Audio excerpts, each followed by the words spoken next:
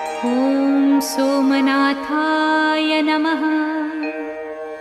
ॐ मल्लिकार्जुनाय नमः। ॐ महाकालेश्वराय नमः। ॐ ओंकारेश्वराय नमः। ॐ वैद्यनाथाय नमः। ॐ भीमशंकराय नमः।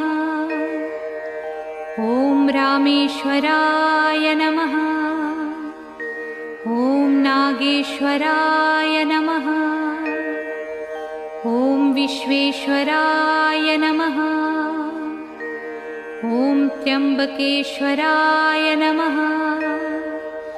ॐ केदारेश्वराय नमः। ॐ भुस्मेश्वराय नमः।